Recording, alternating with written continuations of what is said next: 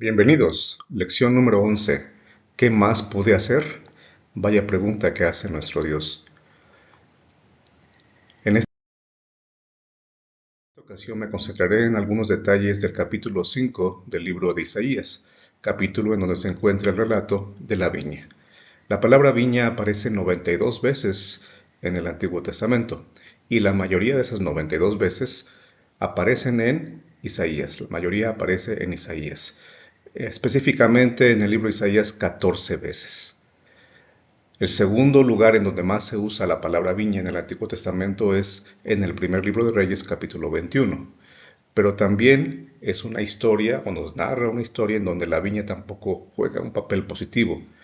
No es tanto que la viña sea la villana de la historia que se narra en Primero de Reyes 21, pero esa historia realmente es una historia que acaba trágicamente y tiene que ver con un personaje nefasto como Acab.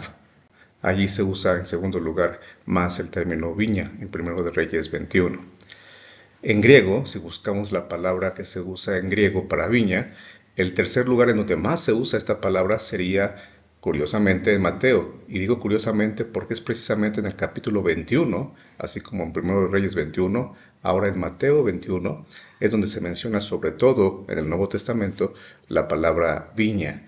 Y es por supuesto una parábola que tiene que ver con la de Isaías 5.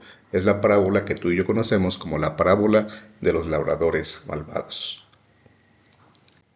Tomando en cuenta esta información, lo más importante es pasar ahora al hecho de lo que sucede trágicamente, se narra como una tragedia aquí en Isaías capítulo 5.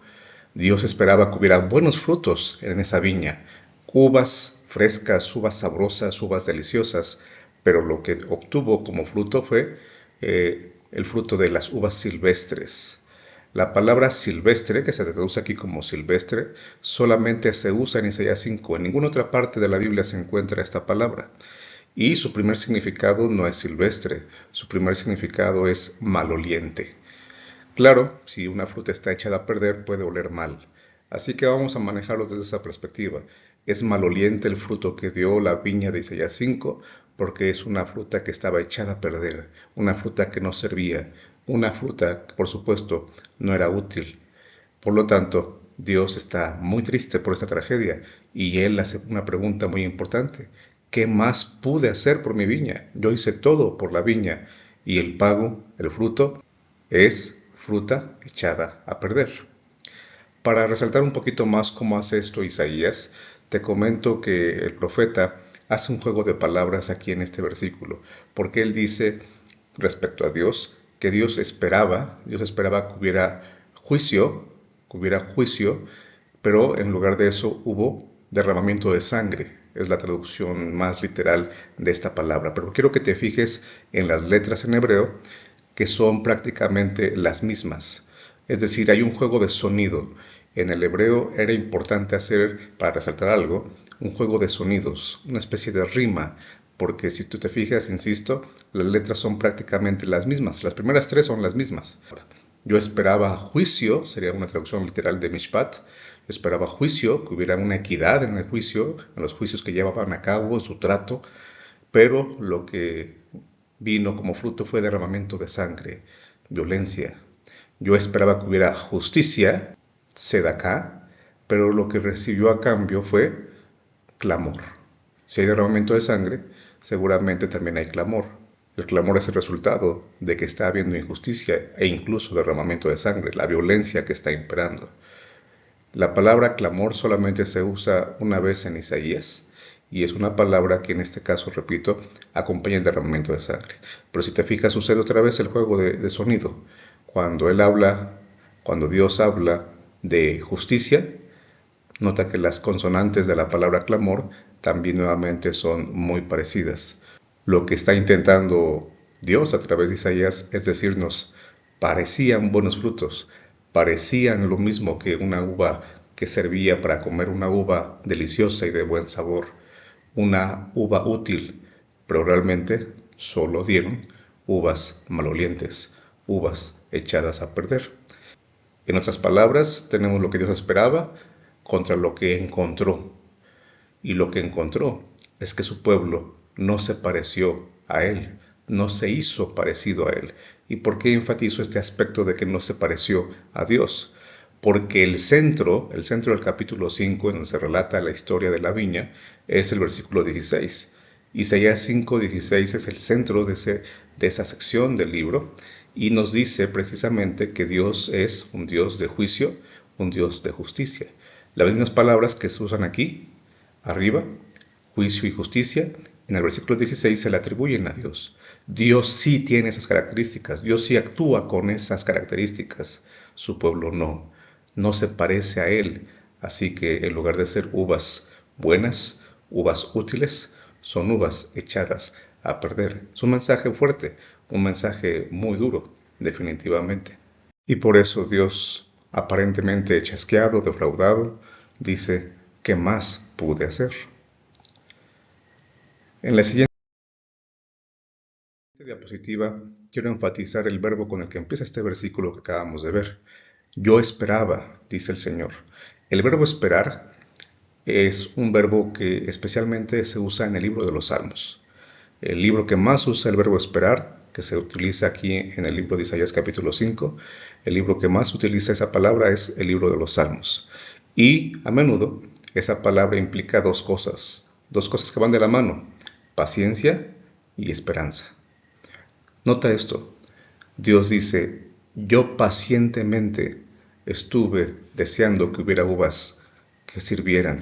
Yo tenía esperanza de que esa viña diera un fruto sabroso, delicioso, útil para comer. Pero no fue así. Dios tenía esperanza de que así fuera. Hizo todo lo que necesitaba hacer y esperó para que pudiera suceder eso. Sin embargo, el fruto no fue el esperado. Por lo tanto, estas dos características no solamente son importantes, sino que nos hablan del carácter de Dios, de cómo Él, aunque sabe lo que vamos a hacer, Él conoce todo, Él no obliga a nadie a que actúe contra su propia voluntad. Fue decisión de su pueblo apartarse del camino de Dios, fue decisión de ellos no parecerse a Dios. En Isaías capítulo 5 aparece 7 veces la palabra viña. Y tú sabes que el número 7 en la Biblia es muy, muy especial. 7 veces la viña está allí. Se esperaba lo mejor de esa viña. Pero gracias a Dios, el Dios que es paciente, el Dios que incluso también nos habla de que Él mismo tiene esperanza en su pueblo, nos dice al final del libro de Isaías que se usará nuevamente esta palabra, la palabra viña o la palabra viñas en plural.